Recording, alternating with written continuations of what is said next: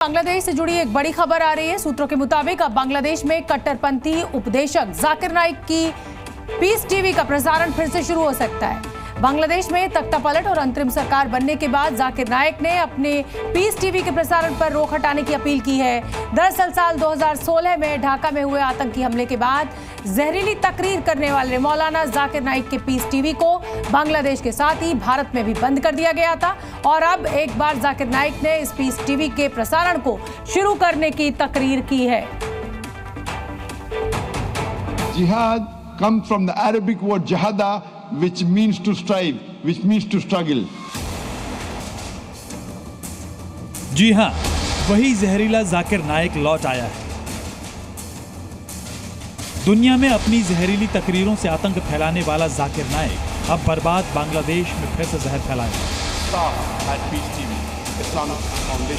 साल 2016 से भारतीय एजेंसियों से भागे भागे फिर रहे जाकिर नाइक की तकरीरें अब बांग्लादेश में फिर से गूंजेंगी।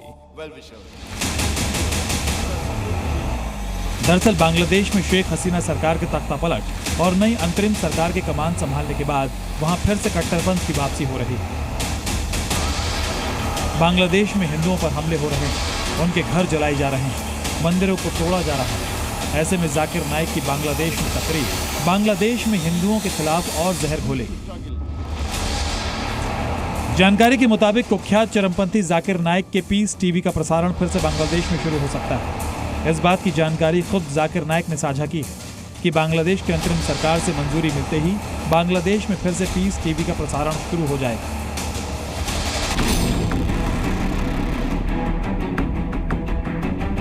जाकिर नाइक ने बांग्लादेश में तख्तापलट के तुरंत बाद ही पीस टीवी के प्रसारण की अनुमति की मांग की है और जैसे ही उसे अनुमति मिलेगी बांग्लादेश में प्रसारण शुरू होगा। मतलब जिस तरह से बांग्लादेश में हिंदुओं पर अत्याचार हो रहा है, लोग धर्म परिवर्तन के लिए मजबूर किए जा रहे हैं, हिंदुओं की नौकरी ली जा रही है, जहरीला जाकिर नाइक उस आग में घी डालने का काम करेगा। जाकिर नाइक पर बांग्लादेश के ढाका में एक बेकरी पर आतंकवादी हमले के बाद कथित रूप से नफरत भरे भाषण देने और मनी लॉन्ड्रिंग का केस दर्ज है।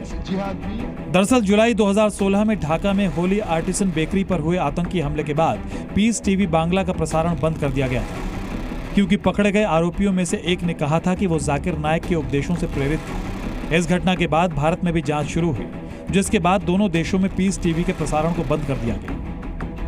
जहरीला जाकिर नाइक पिछले 7 सालों से मलेशिया में भगोड़े की जिंदगी जी रहा है, भारतीय अधिकारियों के हाथों गिरफ्तारी से बच रहा है। ब्यूरो रिपोर्ट, जी मीडिया।